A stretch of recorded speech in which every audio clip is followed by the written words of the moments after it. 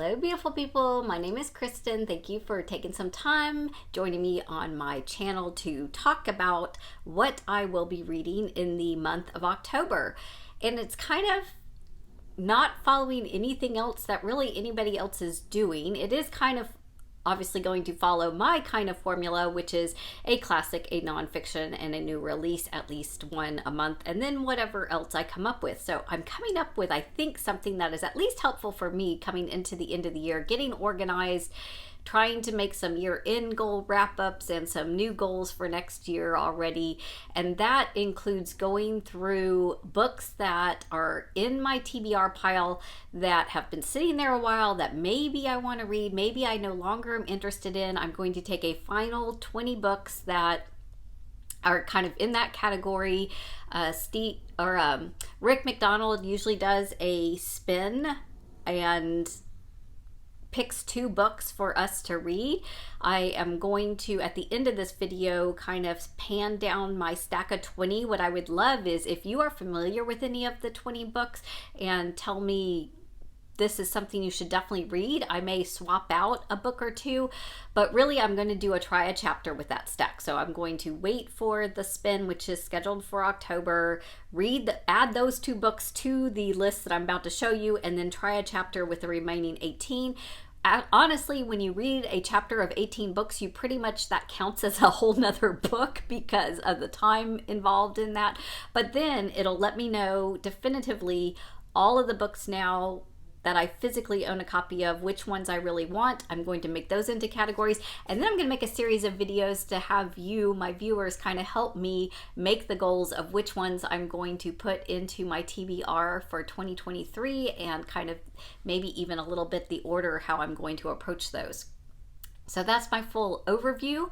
The ones that I'm going to be reading alongside of those 20 chapters / 2 of them in their fullness is I am going to get to Robert Jordan's the 3rd book in the Wheel of Time, The Dragon Reborn. Loved the second one. Looking forward to the 3rd one, continuing the chase of the artifact, and we now know, and most of the characters know, who is now the Dragon Reborn in the series. And it doesn't really correlate perfectly with the TV show either, which I do like, and I am going to continue to watch that, but it's actually a little confusing trying to keep them both straight, to be honest.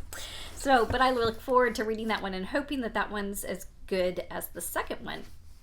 For my classic for the month, it is not a Victober book. It was published 20 years after the Victorian era, but it does count as kind of spooky October reading for sure. That is HP Lovecraft. This is 23 of his short stories, novels. So I think it's about 600 pages, right at 604 pages. 604 pages of Lovecraft goodness. And I've never read a Lovecraft, and this is kind of promoted, from what I hear, as kind of the origins of creepy horror, which I don't really like.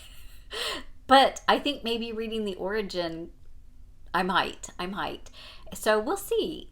I will definitely get several of these read, and I will let you know in my reviews. Now, I have actually a couple. This is getting into nonfiction season, right? We're going to have a lot of nonfiction for November, but for October, I am going to be reading The Wind in the Reeds. This is a historical account, if you will, a memoir of a true life gentleman from New Orleans that was a director, actor, and when New Orleans was hit by Hurricane Katrina and his childhood home was wiped out and his neighborhood was very devastated by that, he came back and he used his gifting as a director and actor to produce the show Waiting for Godot by Samuel Beckett, which my secondhand bookstore also had a copy of this. I have read this before. My favorite story, if you're not familiar with this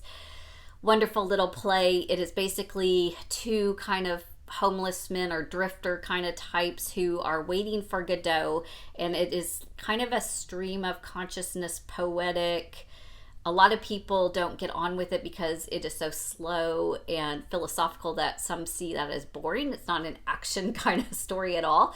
But my favorite story of this was somebody who used this with along with some therapy and talks in a men's prison facility, and just this, and they really of course resonate with like waiting and processing and philosophy and pondering life. And so I just think that is such a great story. So this is another real life account of somebody using the arts to bring about some therapy and some healing and some transition into a devastating storm and an issue. And I think it's kind of timely in the fact that Hurricane Ian is sweeping across and doing that kind of devastation once again. We have our kind of modern day, not that Katrina's not modern, but we have another, horrible storm. So is there maybe even a glimmer of something there that can be used again? And then I do have another nonfiction that I wanted to add. I have a good friend, college friend of mine, who is a librarian downtown in Houston, and this is her copy. I was helping her pack up to do a move recently, and she lent me this beautiful copy of a book, the Texian Macabre, Stephen L. Hardin. And this is a researched historical account of some early Houston hangings of a couple of men who were just seen as kind of loafer, drifter, troublemakers that were involved in all kinds of shady dealings of the early Texas Republic. And I'm just really fascinating to learn more Texas history and to learn some of these harsher histories, I want to say, like go ahead and as an adult face a lot of the realities of the kind of underbelly, if you will, of that kind of history. So anyway, she said this was outstanding and just made her really think and ponder and come to grips with a lot of history. And she is a historian and loves history. So I look forward to reading that. And it seemed appropriate for October as well. The whole Halloween spooky thing. So I also need to get a new release from my book of the month. I don't know what that's going to be yet. I haven't decided and not particularly drawn to any particular one, but we'll see because I have that goal and I like to meet it. So we'll see what that is. So let me flip my camera, show you my little list of 20 that will be part of it. I'll also post it as a short for the announcement for the spin. And then if we get to the 15th of October, or I've read all of my classics and nonfiction, I'll go ahead and do a random spin generator for myself, because we're gonna do this process. And then starting in November, I'm going to be posting all of each categories and asking you to help me wheedle out which ones are my priority reads for the coming year. So here it is. Let me know if you recognize any of these titles and think that I should bump them up or, have some anticipation for them, or if you've read it and you think, oh yeah, that definitely can go ahead and go away. Let me know that too. That's really helpful. Thank you for stopping by. If you are reading any of these or have any comments, spoiler free, but leave them below. Thank y'all so much for stopping by. For the YouTube spin number 8. 1, 2, 3, 4, 5, 6, 7, 8, 9, 10, 11, 12, 13, 14, 15, 16, 17, 18, 19, 20. Thanks.